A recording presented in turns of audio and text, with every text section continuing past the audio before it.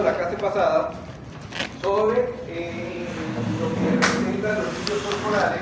Habíamos hablado que el agua representa el 70% del peso corporal total y habíamos dicho que el agua en el organismo está distribuido en algunos compartimientos. ¿Okay? Esos compartimientos son dos, un agua de líquido intracelular y un líquido extracelular. Es como está distribuido. Que el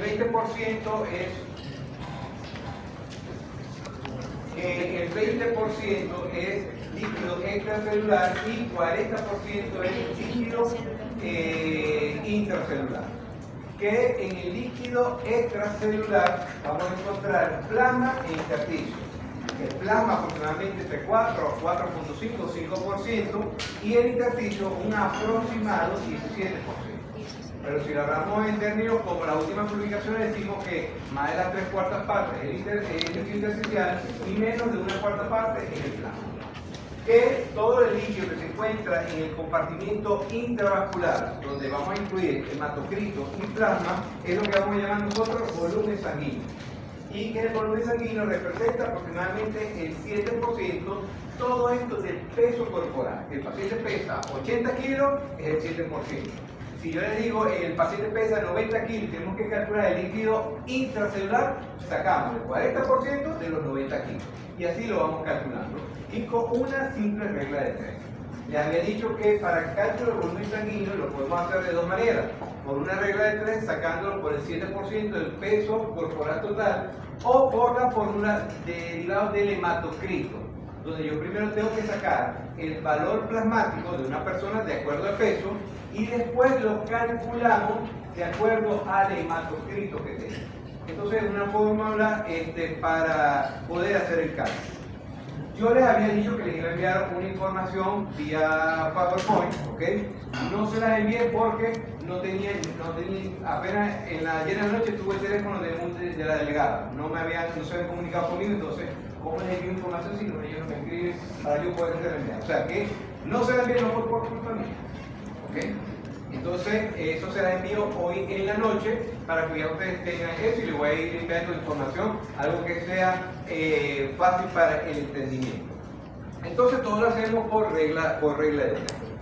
Habíamos quedado en esto que una manera para yo poder medir y determinar cuáles son los compartimientos líquidos, determinar el volumen de los líquidos en los distintos compartimentos, lo hacemos por el método de la dilución del indicador, que yo a una solución, a un compartimento, le inyecto una solución y que esa solución se tiene que diluir uniformemente dentro de ese compartimento y que la concentración debe ser igual.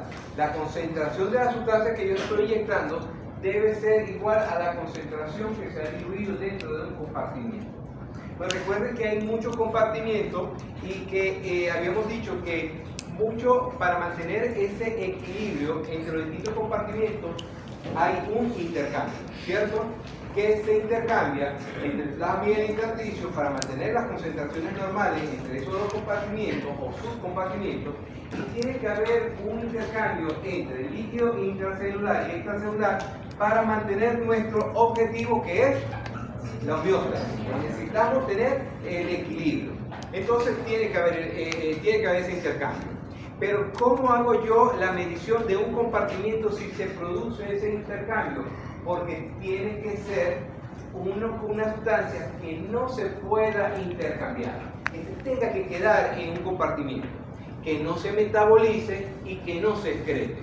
Pues si yo le inyecto una sustancia y se metaboliza, evidentemente la concentración va a disminuir rápidamente y no me va a ser fácil medir la cantidad de volumen que hay en un compartimento.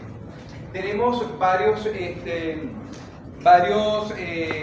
indicadores para poderlo medir. Si yo quiero medir el volumen del agua corporal total, yo tengo que medirlo por yodo radiactivo, la antipirina, la urea. Son marcadores que me van a permitir calcular el agua corporal total. Pero evidentemente, si yo quiero medir el agua corporal total mediante el yodo radiactivo, yo tengo que utilizar una sustancia que fácilmente pueda atravesar todas las membranas y se puede distribuir uniformemente en los distintos compartimientos. Si yo quiero medir el líquido extracelular, tengo que medir una sustancia que no me logre atravesar membrana y que se vaya al líquido intracelular. Entonces aquí utilizamos el sodio marcado, el sodio yodado, lo utilizamos la inulina, el mannitol, el tiosulfato, porque no me puede atravesar las membranas. Recuerden que, recordando la clase pasada, el principal cation que vamos a encontrar en el líquido extracelular es el sodio. El principal anión es el cloro y con respecto al líquido intracelular, el principal cation es el potasio. Cosas como esta preguntamos nosotros en el examen. Por ejemplo, yo le puedo preguntar en qué compartimento se encuentra mayor concentración, yo le puedo decir en qué compartimento se encuentra menor concentración del calcio. ¿Cuál es? Lo dijimos la clase pasada, el intracelular casi es imperceptible la concentración de calcio. Yo puedo decir en qué compartimento se encuentra el bicarbonato en mayor concentración en el líquido extracelular. Y así lo vamos, pero no necesita papaya, como lo preguntamos. Pero le damos varias opciones. Le preguntamos A, B, C, D, E y ustedes escogen cuál es la opción correcta. Tenemos que en el líquido intracelular, si yo quiero medir ese volumen, no hay manera para medirlo únicamente como compartimiento.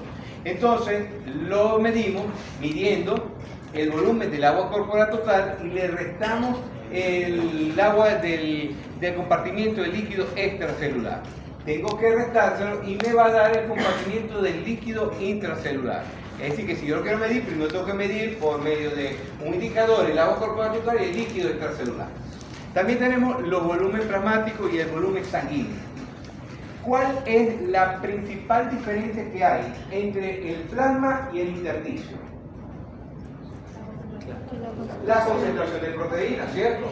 Hay mayor concentración de proteína, ¿dónde? ¿En el plasma o en el intersticio? En el plasma, porque no atraviesa fácilmente la membrana. Entonces, en ese volumen plasmático podemos utilizar la albúmina como un marcador para evaluar o medir el volumen plasmático. También tenemos para medir volumen sanguíneo, podemos utilizar los hematíes marcados, es una manera para medir ese compartimiento. Pero no podemos medir el líquido intersticial.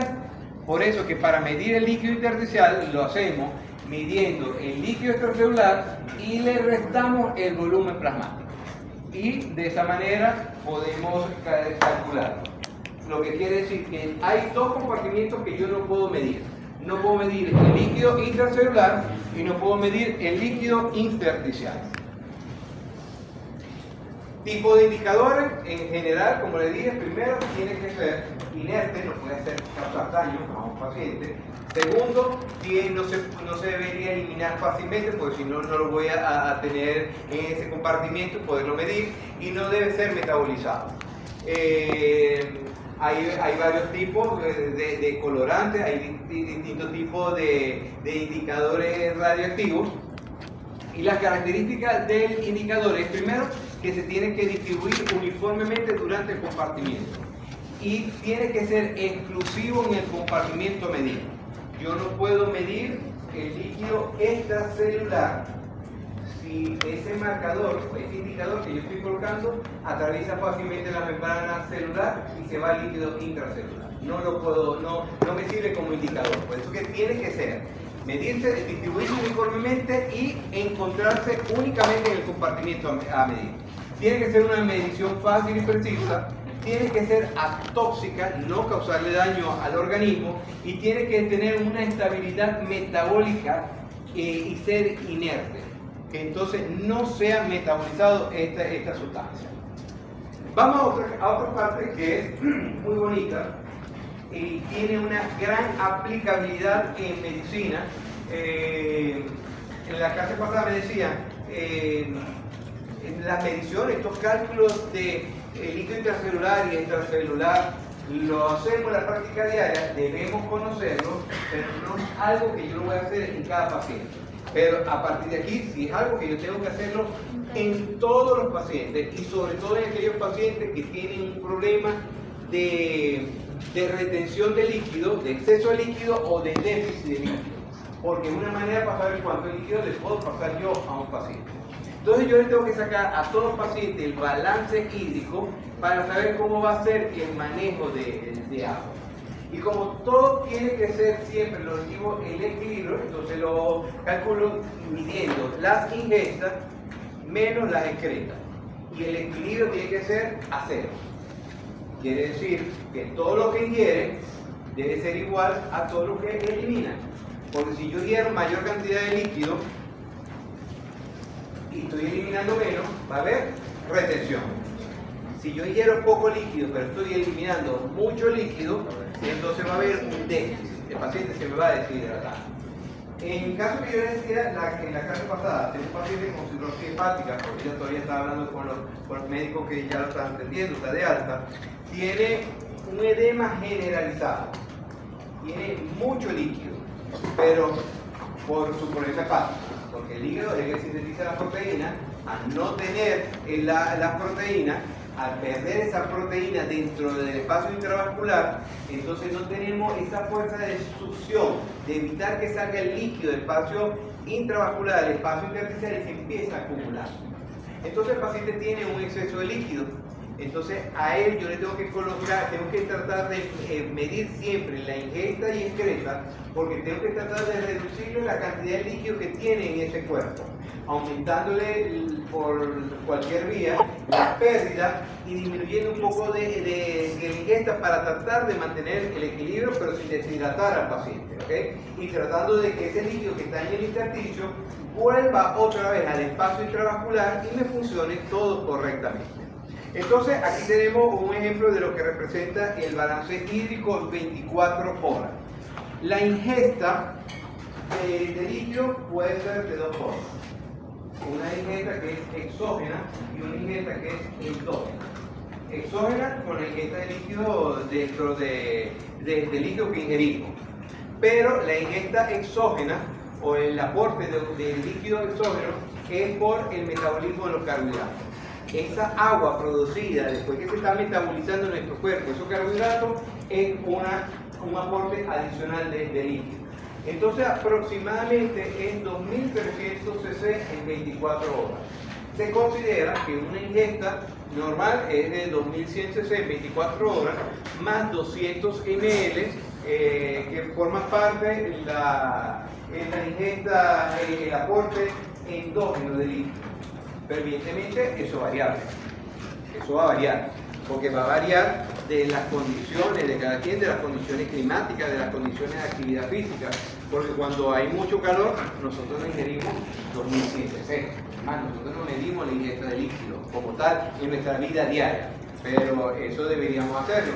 Pero es para que ustedes sepan que esto tiene una lógica de que lo que es la ingesta y la excreta siempre tiene que ser cero.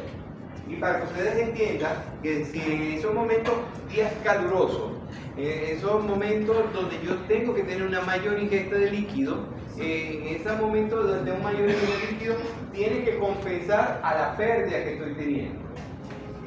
Por ejemplo, hay personas que normalmente, en condiciones normales, están haciendo un maratón.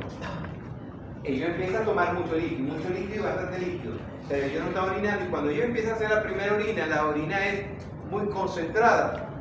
Y ustedes dirán, pero si está tomando mucho líquido, ¿por qué no la empieza a eliminar esa orina o ese líquido por la orina o aumentando el volumen?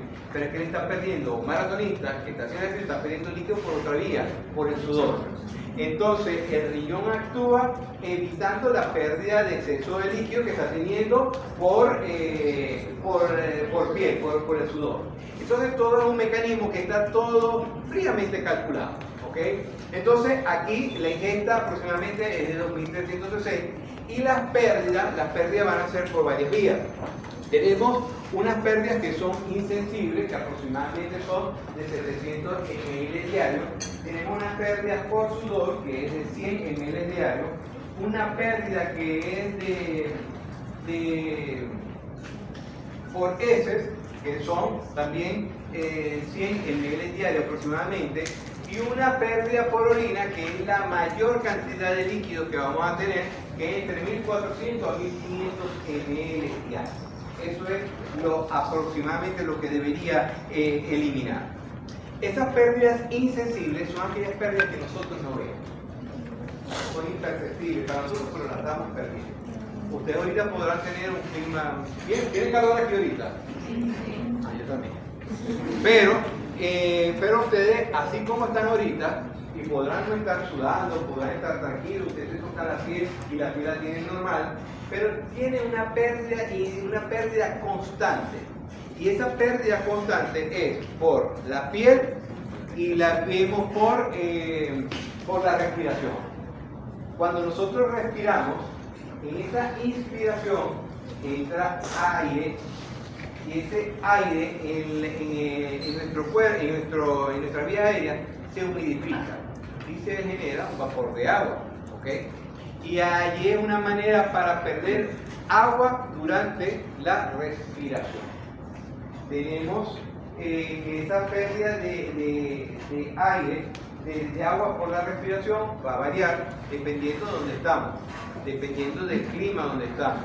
En aquellos lugares donde hay altura, donde hay menor concentración de oxígeno, aquellos lugares donde hay mayor cantidad de frío, ¿ok? Por eso que en esos lugares donde un paciente fácilmente se puede deshidratar, puede tener esa sensación de boca seca, en esos lugares muy fríos, porque la pérdida de agua que se produce durante la respiración en esos lugares es mucho mayor. Porque recuerden que usualmente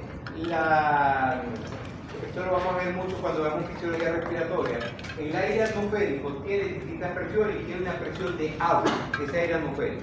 Y ese aire atmosférico, cuando la temperatura está muy baja, esa agua que pueda tener es mucho menor y hay mayor riesgo de pérdida de agua o de líquido por la respiración, porque tenemos que compensar. Otra pérdida de sudor, de agua por la piel, ese líquido que se transpira, pero que no es sudor, pero se va perdiendo por la piel. Incluso es una pérdida que se puede ocurrir en personas que no tienen glándulas sudoríparas. Si no tienen glándulas sudoríparas, igualito se va perdiendo, porque es la piel, y que esa pérdida puede ser de hasta de 300 ml, y que en personas que pierden la piel por quemadura, pueden tener una pérdida que normalmente es de 300 y pueden llegar a perder 5 litros en 24 horas por una lesión en la piel por quemadura. Pero ¿qué evita que se pierda mayor líquido y qué controla la pérdida de líquido por esas pérdidas insensibles por la piel? Es porque en la piel hay una capa que va a impedir la pérdida de líquido por pérdidas insensibles de la piel, ¿ok? Que es lo que llamamos una capa córnea de la piel, que tiene gran cantidad de colesterol y que representa una barrera importante para la pérdida de líquido simplemente por la piel. Por eso en personas que están quemadas y sufren una quemadura extensa, ustedes lo van a ver cuando ya entren en hospitales, ya se empiezan a ver pacientes, van a darse cuenta que una de las cosas que tenemos que hacer en estos pacientes es darle mucho líquido, porque se nos deshidrata fácilmente, porque las pérdidas insensibles, las que no vemos, es demasiado grande cuando hay un paciente con quemadura, porque se pierde esa barrera que tenemos en la piel para evitar esa pérdida insensible. Adicional, tenemos las pérdidas por sudor, que representa aproximadamente 100 ml, pero esa pérdida por sudor va a variar de persona a persona. ¿Okay? Hay personas que sudan más que otras, hay personas que si damos la clase bajo el sol, vamos a sudar más que lo que estamos ahorita, ¿ok?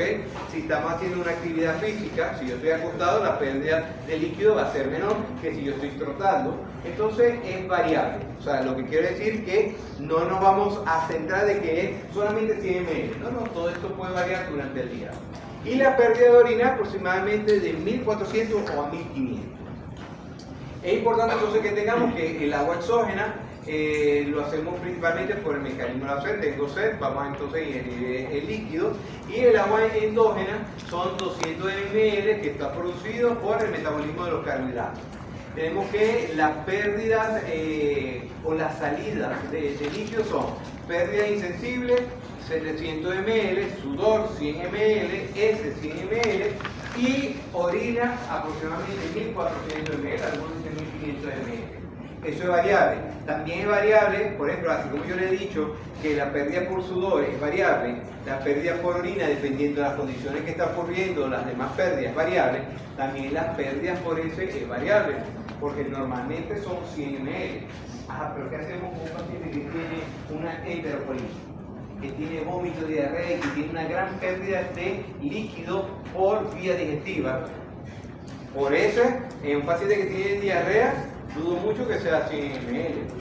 O sea, eso, la pérdida por líquido puede ser hasta de 3 litros aproximadamente, únicamente por la pérdida de por vía digestiva. Lo que quiere decir que tanto las ingestas y las excretas son variables, ¿ok? Dependiendo de la condición de cada uno.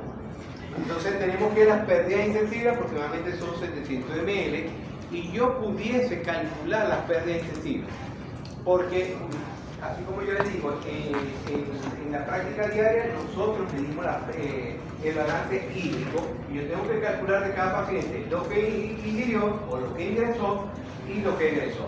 Si lo tengo el paciente hospitalizado, ¿cómo calculo las ingestas o los ingresos? Los ingresos orales, pues tengo que medirle todo lo que está ingiriendo, y tengo que medir exactamente yo lo que le estoy colocando por vía endovenosa. Por cada solución, por cada medicamento, vamos anotando y vamos sumando todo. Ahí es más fácil. Pero ¿cómo hago yo para calcular los ingresos? Y porque tiene que ser exactamente igual, mantener el equilibrio. ¿Cómo calculo yo las pérdidas sensibles si es algo que yo no estoy viendo? Nadie lo ve. Entonces, una manera, se tiene establecido que aproximadamente en el adulto lo podemos calcular con 15 ml por kilo de peso, en el niño 30 ml por kilo de peso. Son aproximaciones para hacer cálculo de esa pérdida que yo no estoy viendo. Entonces, el balance hídrico, yo tengo que calcularlo porque es el equilibrio que existe entre la fuente de entrada y la salida de agua del organismo. Todo lo que entra y lo que sale, tengo que medirlo, y normalmente tendría que ser valor A0.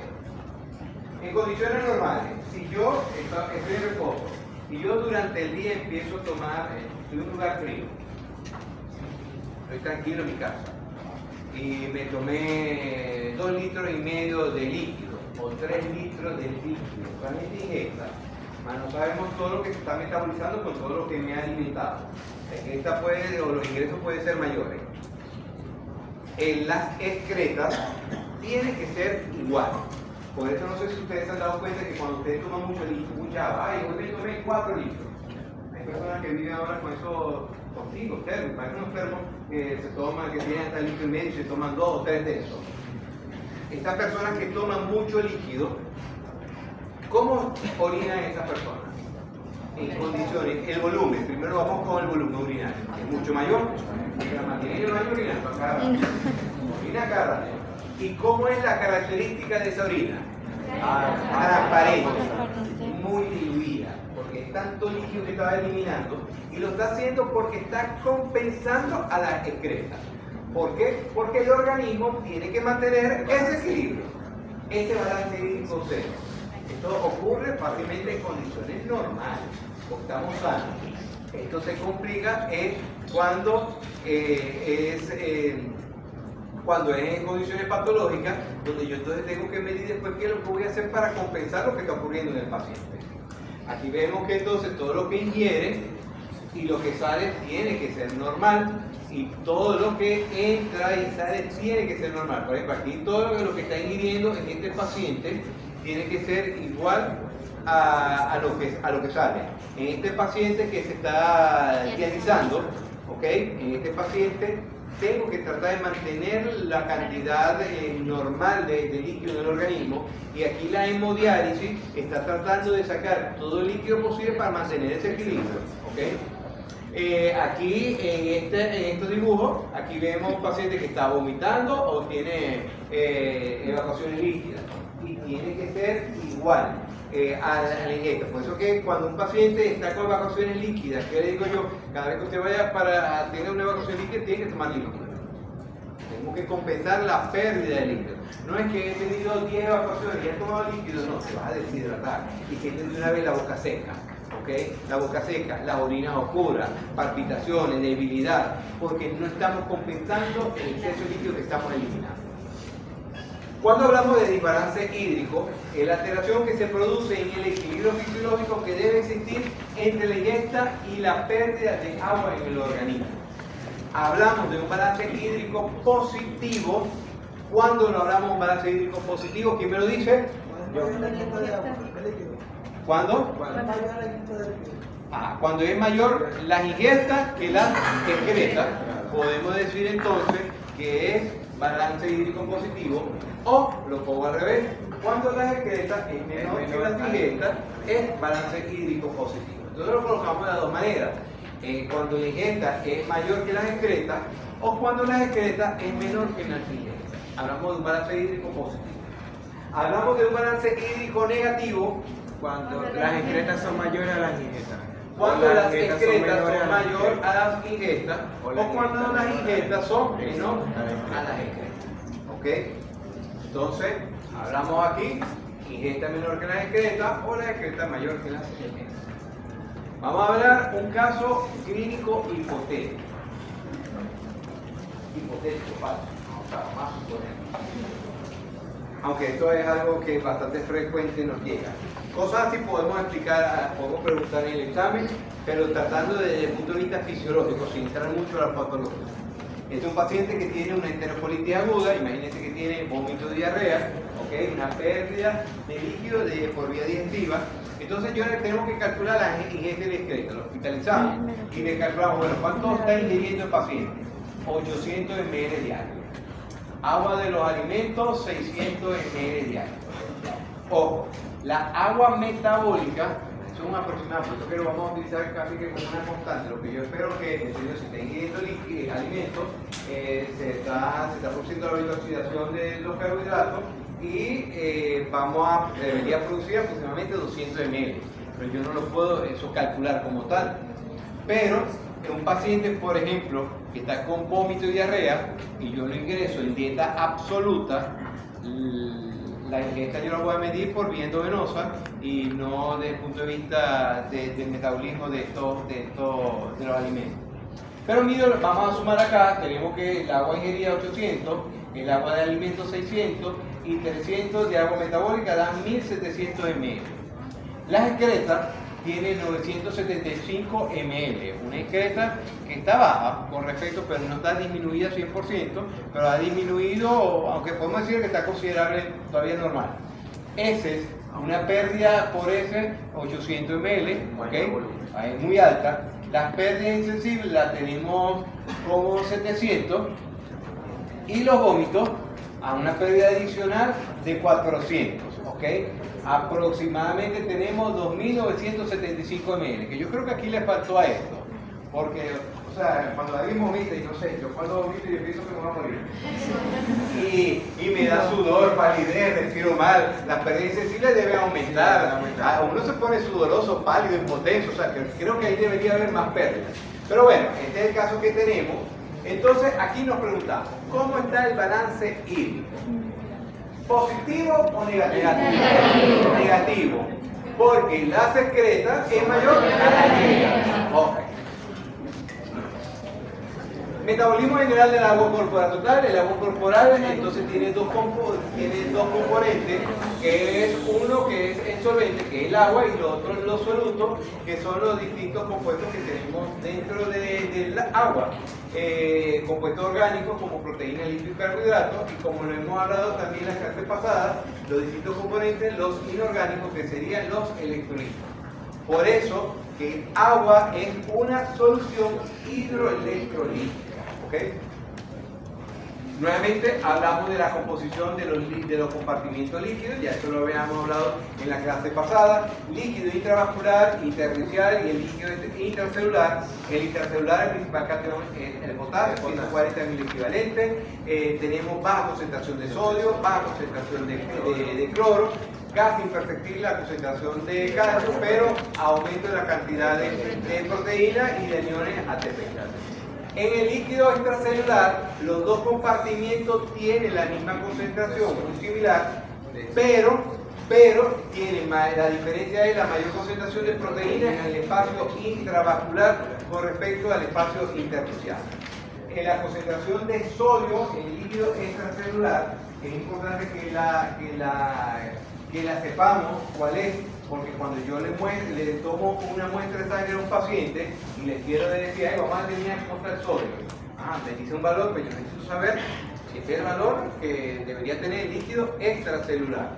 Entonces, el valor de sodio es 135, 145, el valor de potasio es de 3.5, algunos dicen 5.5, hasta 5, lo podemos utilizar.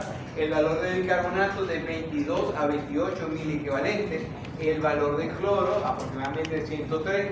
Son valores que yo le tomo la muestra a un paciente y cuando uno toma una muestra de líquido de sangre a un paciente es de qué espacio, de qué compartimento, intra o extracelular. Del extracelular, porque estamos tomando el espacio intravascular. Aunque tomamos sangre y ahí estamos tomando tanto plasma como los hematines y representan las dos concentraciones, los dos líquidos. Pero estos valores que estoy midiendo en el plasma son del líquido extracelular. Funciones de los solutos en el agua corporal total. El potasio, ese es el valor que vamos a tener. El 98% se encuentra en el líquido intercelular, ustedes lo pueden ver con la comparación que hicimos ahorita, y el 2% en el líquido extracelular. Aproximadamente 140 miliequivalentes en la célula y apenas 4 miliequivalentes fuera de la célula.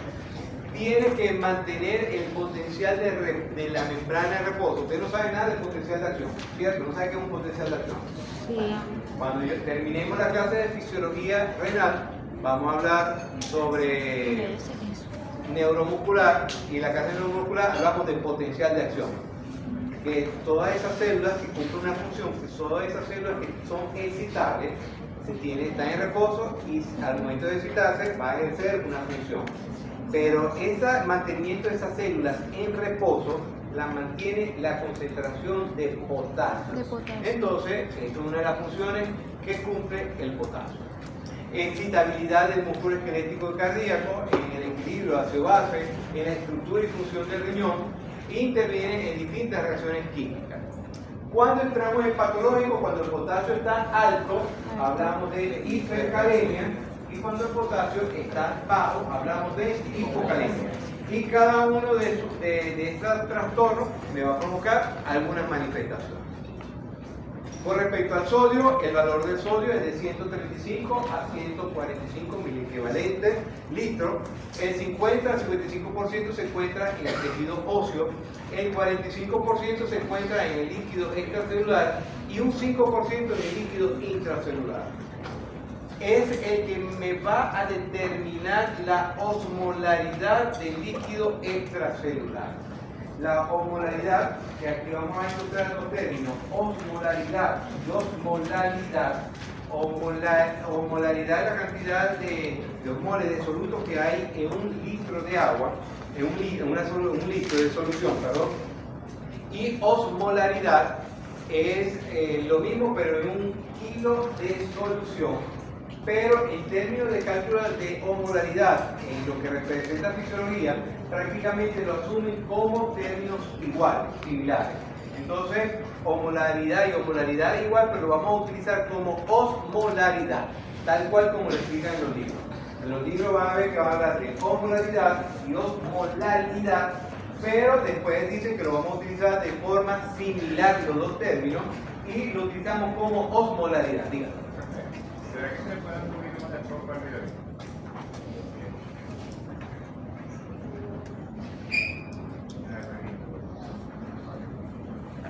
¿Allí? Ok.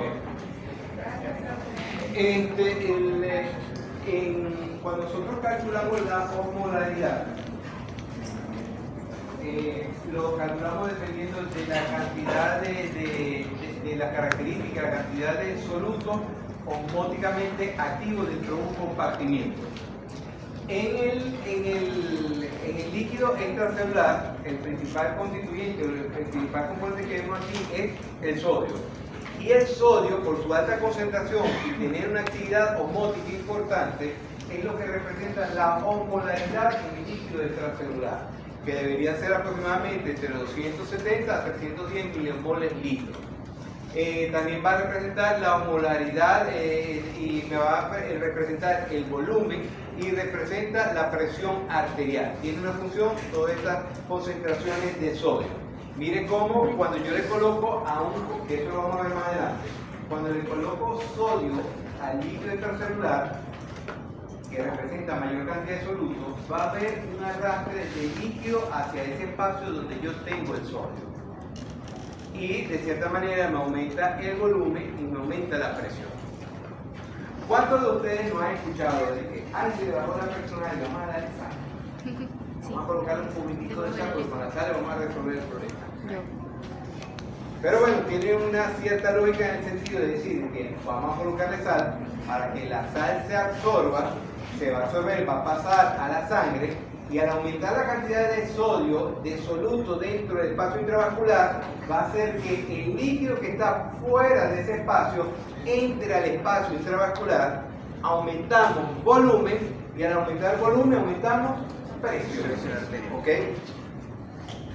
Interviene la despolarización de células excitables o la conducción del impulso eléctrico, porque, como les dije con respecto al potasio, cuando hablamos de potencial de acción o de potencial de reposo, de todas aquellas células que son excitables, como la del tejido nervioso, la del tejido muscular, todas se excitan cuando hay un estímulo, el potencial de reposo me lo mantiene ¿quién? El potasio. Pero para que se excite una célula, que son excitables fácilmente, se necesita el sodio. Entonces el sodio me va a intervenir en ese proceso de despolarización de esa célula. Favorece la absorción intestinal de nutrientes y la absorción renal de bicarbonato, glucosa y aminoácidos. Vamos a ver cuando veamos fisiología del sistema digestivo que para que se absorba la glucosa, por ejemplo, son contraportadores que permiten el sodio y la glucosa para que entre. Eso sí lo vieron ustedes en bioquímica, ¿cierto? Ok, igualito va a ocurrir esto a nivel renal con el bicarbonato. Y favorece la regulación del equilibrio ácido-base. Tenemos que las proteínas favorecen la viscosidad de la sangre, nutrición de los tejidos, efectos osmóticos, porque la proteína también va a generar un efecto osmótico de arrastre de líquido, porque tiene un peso molecular importante, que cuando se encuentran en un compartimiento o en el espacio intravascular las proteínas, aumentamos la cantidad de solutos dentro y va a favorecer la succión o la entrada de agua o de líquido al interior del compartimiento donde se encuentren esas proteínas.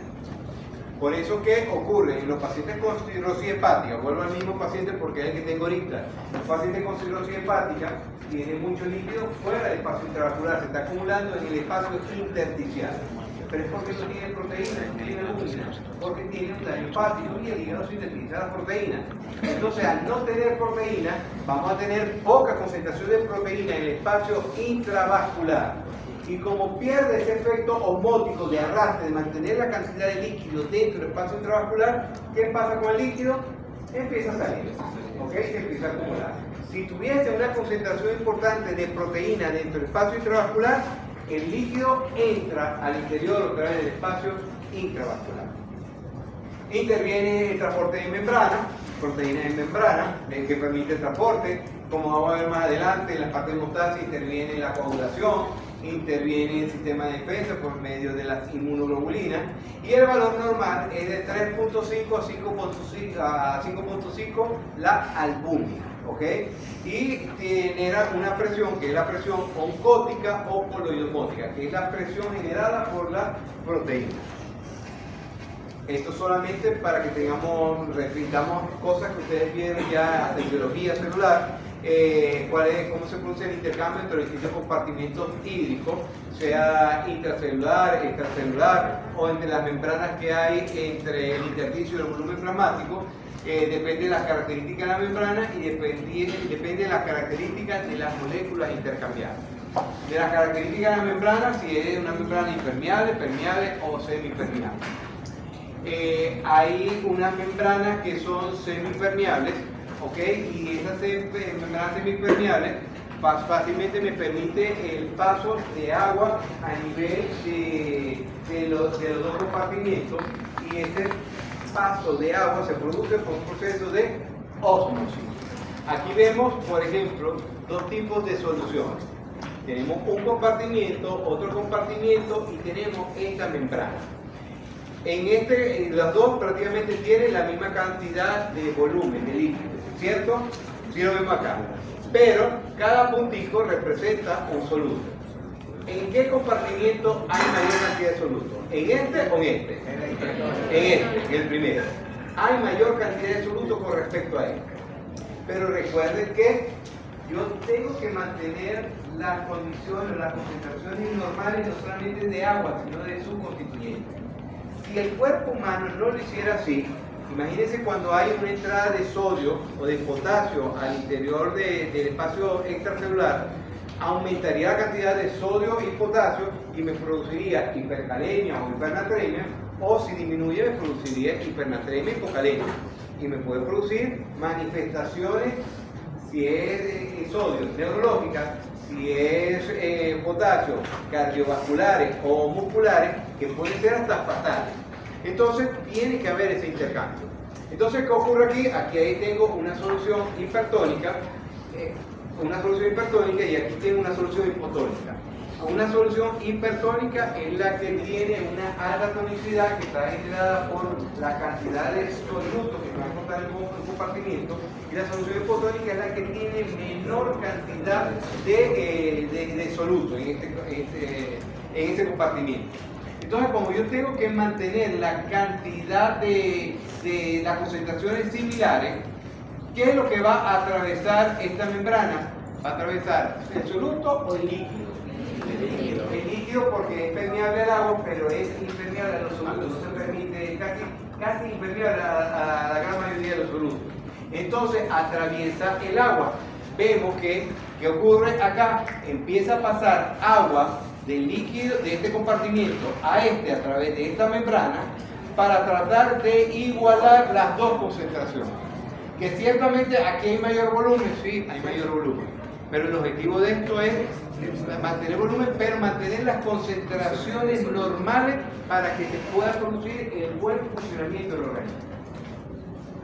La ósmosis es el movimiento del solvente a través de una membrana semipermeable con el fin de igualar la concentración de soluto a ambos lados de la membrana. Aquí vamos a ver que hay una presión osmótica.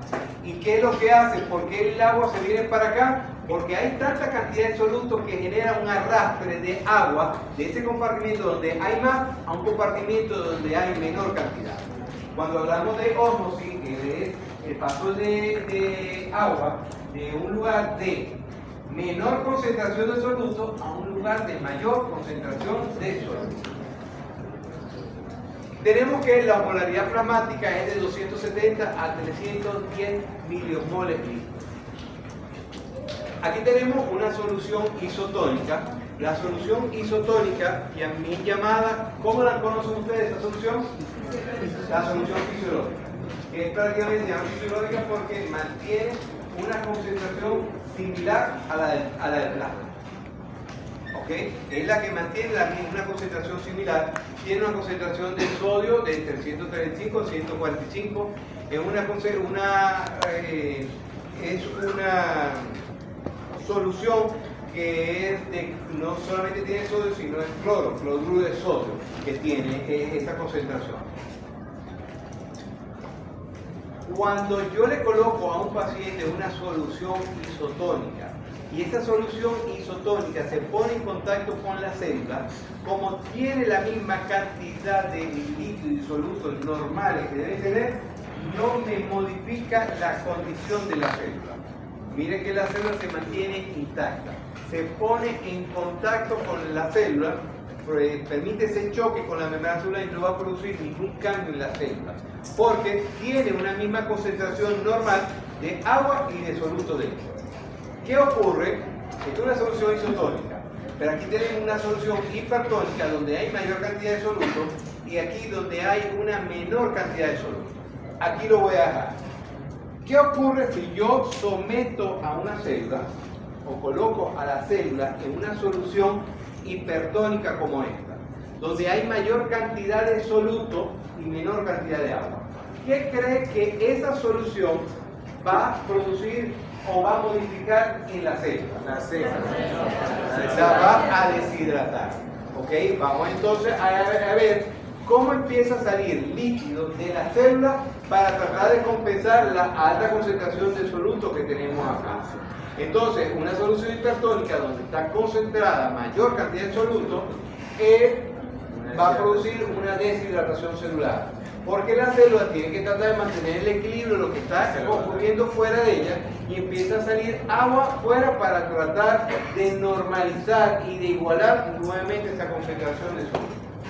¿Qué ocurre en esta solución hipotónica donde hay menor soluto y mayor agua? Se hincha la célula. Entonces esta solución hipotónica, que es una solución diluida, me va a producir edema celular, me la va a hinchar la célula. Esto solamente para que tengamos algo de conocimiento, pero esto lo vamos a ir viendo más adelante.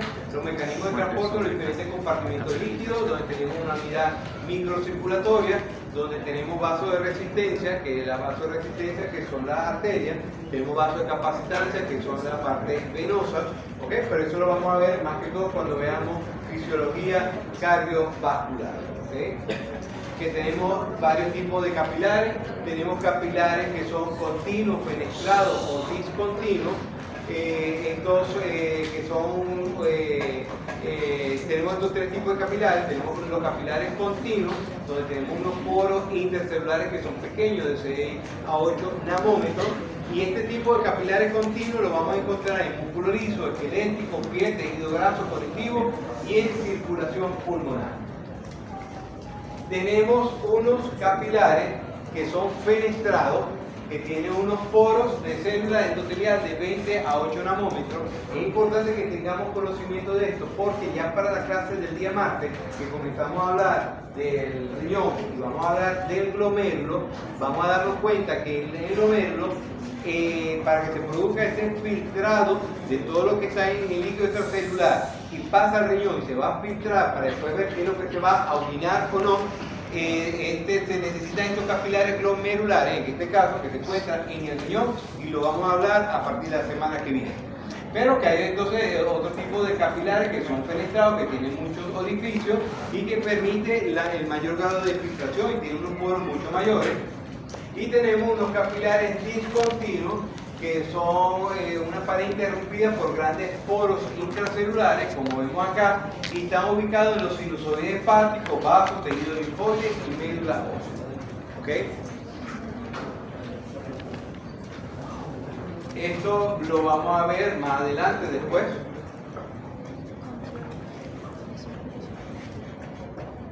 ¿Okay?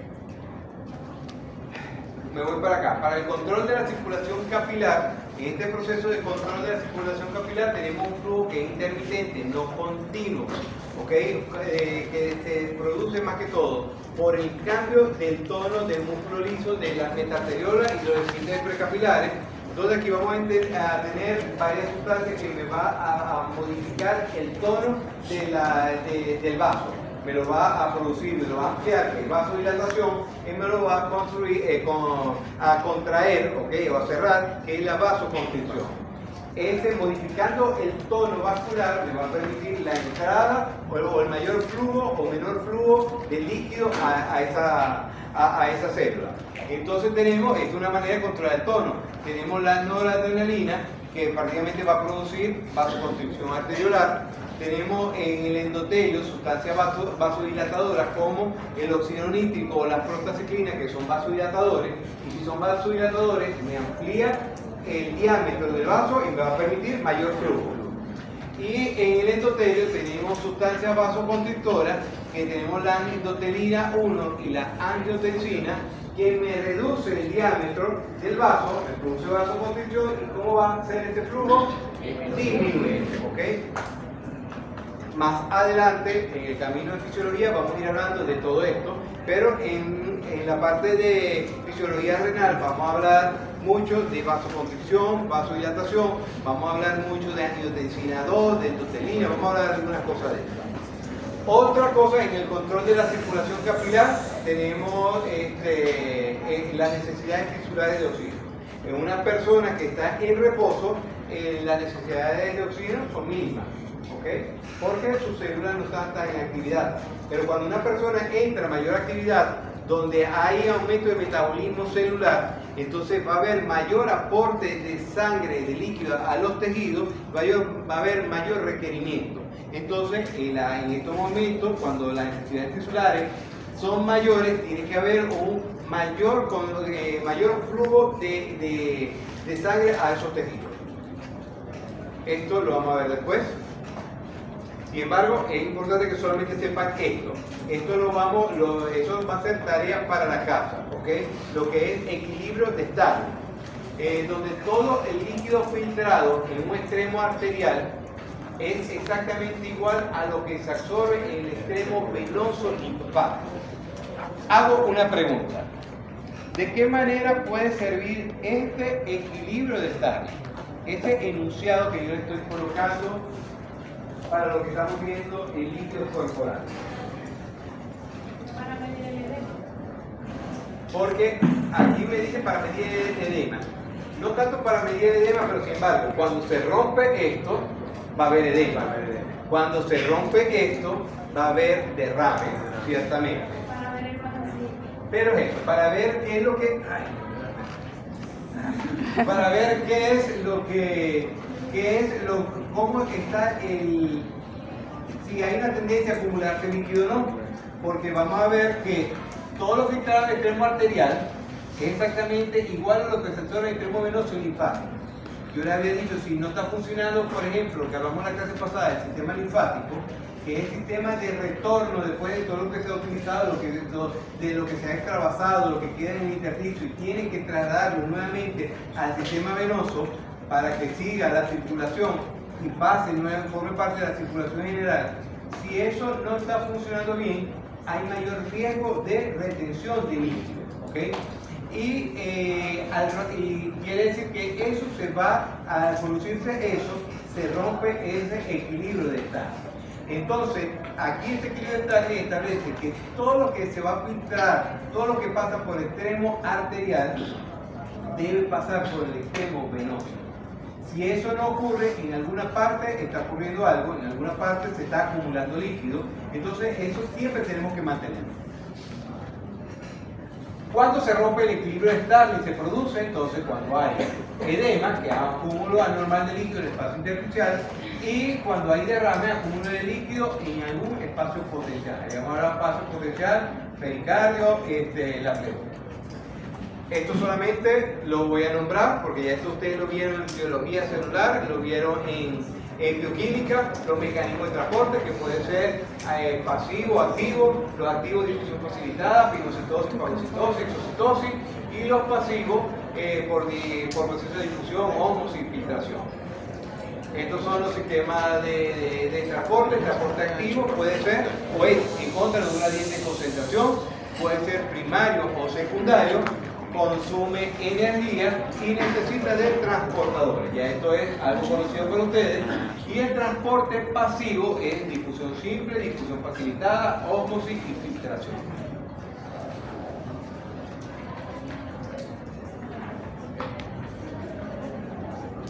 Tenemos que la filtración es un transporte pasivo que se realiza a favor de un gradiente de presión o hidrostático. Es importante tener en cuenta como algo inicial para lo que vamos a empezar a ver a partir de la semana que viene. Eso lo vamos a hablar más, lo que representa la presión hidrostática. Eso lo vamos a ver a partir de la semana que viene, cuando empecemos a hablar de la función renal. Y que una de las cosas de los temas de la función del riñón es filtración, absorción y excreción renal. En la parte de filtración depende mucho por un transporte pasivo que depende mucho de la presión hidrostática, de la presión de líquido que puede haber en uno de los compartimientos.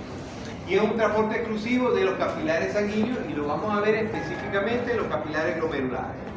Y tenemos ósmosis, un transporte pasivo que se realiza a favor de un gradiente de concentración de agua, es decir, de un lugar de mayor concentración a un lugar de menor concentración. Y se realiza a través de membranas semipermeables como la membrana celular. Esto lo vamos a ver en la clase de la semana que viene cuando hablemos de filtración, que vamos a ver los factores que favorecen la filtración. Porque si me voy a la clase a la diapositiva anterior, dice transporte pasivo que se realiza a favor de un gradiente de presión o un gradiente hidrostático.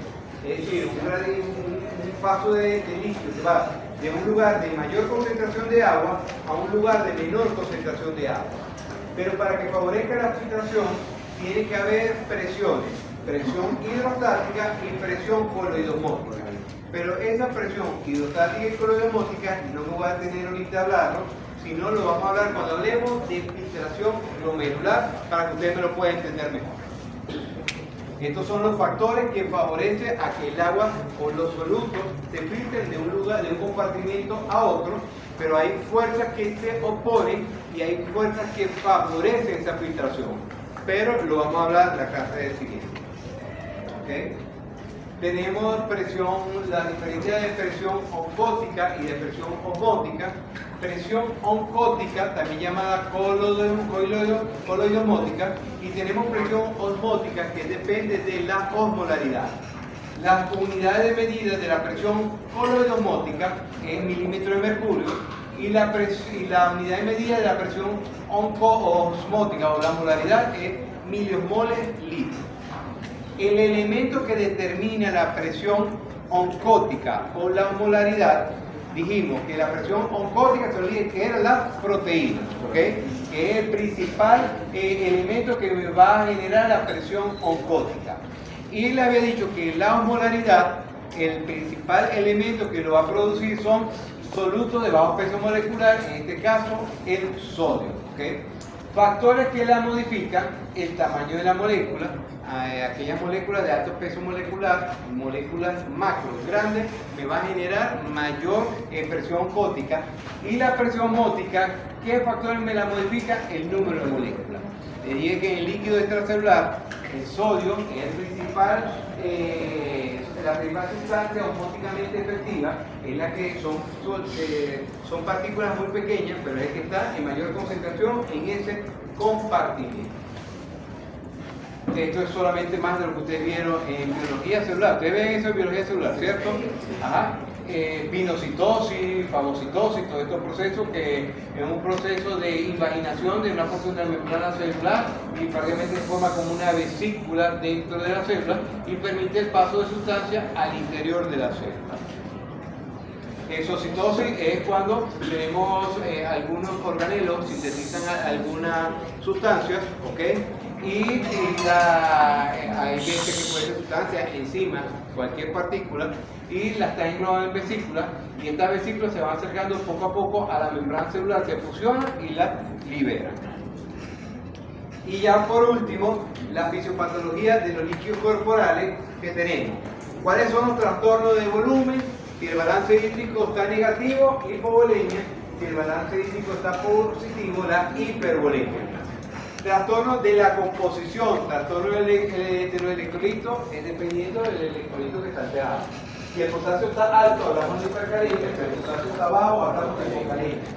Si el sodio está alto, hablamos de hipernatremia. Si el sodio está bajo, hablamos de hiponatremia. Si el calcio está alto, hablamos de hipercalcemia. Si el calcio está bajo, hablamos de hipocalcemia. Y así. Los trastornos de distribución. Se acumuló el líquido en otras partes. Si se acumuló líquido en el intersticio, hablamos de edema. Si hablamos que se acumuló líquido en el espacio potencial, hablamos de edema. Causas de edema. Recuerde que por aumento cuando hay aumento de la permeabilidad del capilar arterial, puede ser producido por alergias, por quemaduras, por algunas toxinas, Por ejemplo, aquí vemos un niño, mire las dos manos, y esto fue por una picadura de insecto. Mire cómo se produjo un edema localizado en el lugar, pero y el mecanismo por el que se produce esto es porque aumenta la permeabilidad capilar y empieza a salir líquido del capilar hacia el intersticio. ¿Ok? Aquí, esto es por quemadura. Las quemaduras extensas, como se pierde la capa córnea de la piel, entonces se pierde esta barrera. Hay también un aumento de la permeabilidad, inflamación de esos capilares, y permite la salida del líquido al espacio intersticial. Otras causas de edema es por disminución de las proteínas plasmáticas, como el paciente con cirrosis, que entonces no produce proteína y respira. Cuando hablan de pérdida de permeabilidad celular en el niño con la alergia, la pérdida de La pérdida de permeabilidad es por la misma alteración, es pérdida de la permeabilidad capilar, es por alteración del capilar. El capilar es el área, ustedes ven que hay arteriola, van cambiando de distintas fases hasta llegar al capilar, que es donde se produce siempre el intercambio. Pero ese intercambio siempre tiene que estar controlado para que no se produzca ningún edema. Pero cuando hay un aumento exagerado por una picadura, por una reacción anafiláctica, por eso se produce, en ese capilar hay una alteración de esa permeabilidad y permite la salida de cualquier cantidad de líquido en esa zona. ¿Okay? Pero es una alteración de que se pierde esa función del capilar en ese filtrado, ¿okay? Y lo hace de forma exagerada.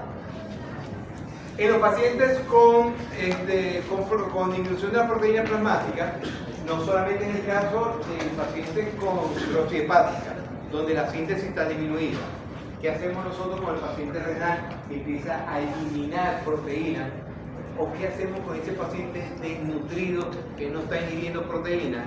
Esos tres casos me puede provocar disminución de la proteína plasmática y me puede producir acúmulo de líquido en cualquier parte.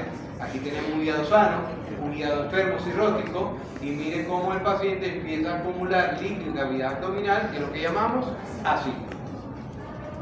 Esto es el síndrome nefrótico. Mire cómo se empieza a acumular líquido acá, líquido en la cara, edema palpebral.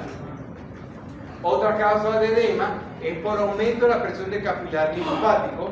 Hay un proceso de obstrucción, no permite el paso del líquido de retorno hacia el sistema venoso y se empieza a acumular de forma retrógrada.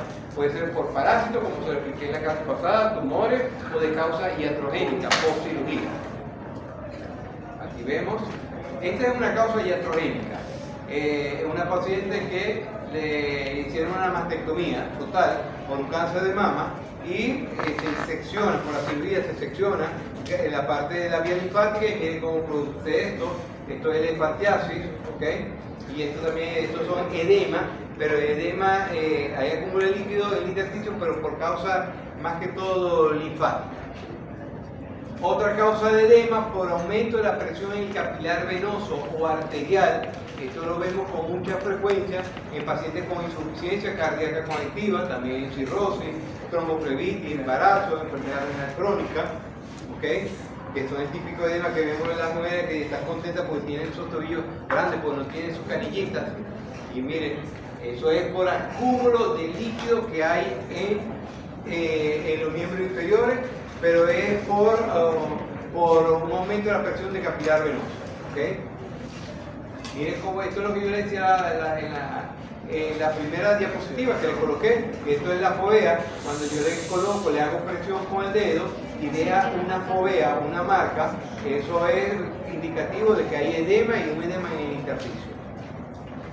Y lo último, que está la última diapositiva, es el cálculo de la osmolaridad. Esta también diapositiva, que la voy a pasar hoy en la noche, si hago el grupo con los bachilleres. Hay un cálculo de una osmolaridad plasmática y hay un cálculo de una osmolaridad plasmática efectiva. ¿Okay? El cálculo de la osmolaridad plasmática es hablamos de osmolaridad por el líquido extracelular, y dijimos que eso depende mucho de la concentración del sodio. Si hablamos de la osmolaridad plasmática, yo tengo que multiplicarlo 2 por la concentración del sodio más la glucosa entre 18 más el BUN entre 2.8. ¿Ok? ¿ok? Ese sería el cálculo de la osmolaridad plasmática. Sin embargo, el boom es el hidrógeno ureico sanguíneo, ¿ok? Eso es lo que representa, pero es más fácil calcularlo con la osmolaridad plasmática efectiva, porque muchas cosas de la urea asociado a eso se difunde y puede atravesar membranas celulares, y por eso que lo calculamos mejor con la osmolaridad plasmática efectiva, que sería la 2 por la concentración del sodio más la glucosa entre 18, es decir,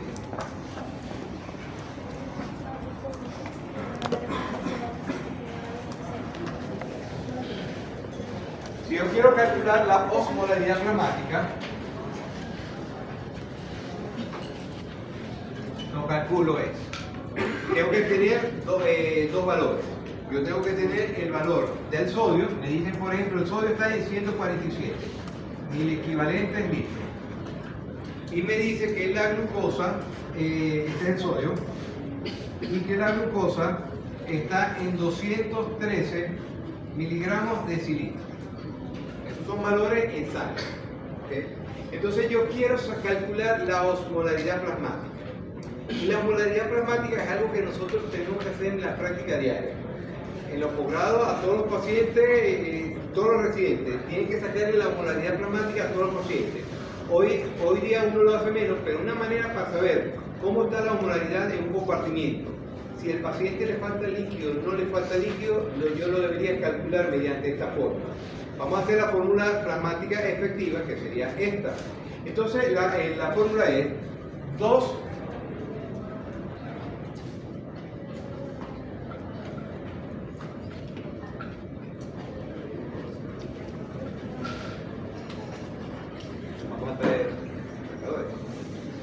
la fórmula sería 2 por la concentración de sodio más la glucosa entre 18. ¿Ok?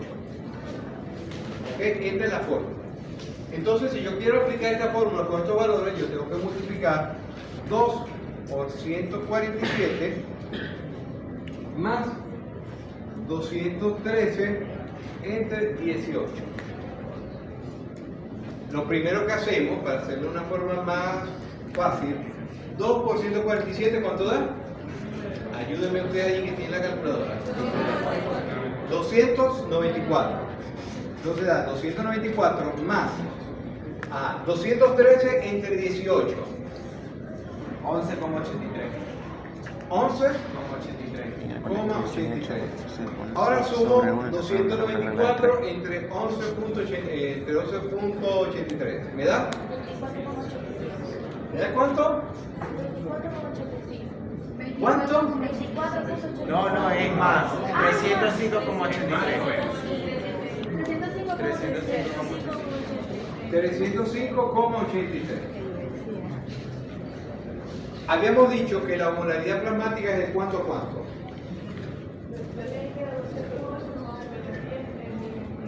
¿200?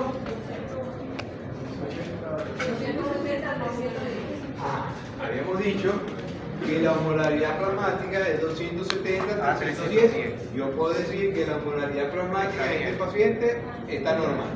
¿Ok? Algunos lo colocan 270, pero el valor sería más de 280 a 310, sería el valor real, como una media de 300, sería la media de la osmolaridad que tenemos.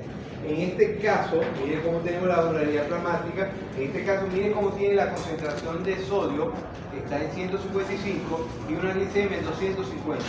La osmolaridad plasmática efectiva dio 323,88. ¿Qué quiere decir? Que hay una concentración de soluto en el líquido extracelular. ¿Y qué le tengo que dar al paciente? ¿Qué necesita ese compartimiento extracelular para mejorar esa osmolaridad plasmática efectiva? Necesita líquido. ¿Ok? Y muchas veces estos pacientes, evidentemente, es un paciente diabético, es un paciente que debe tener una complicación aguda de la diabetes, y a esto tenemos que hidratarlo al paciente para tratar de disminuir la concentración de la osmolaridad. Igualito, tenemos que compensarle la glicemia, bajarle con insulina, varias cositas, ¿ok? Pero aquí es una manera para calcular la osmolaridad. Esto lo vamos a hacer así. Vamos más adelante, eso lo vamos a ir explicando, ¿ok? Pero este es el cálculo de la osmolaridad plasmática. Con esto terminamos la clase el día de hoy.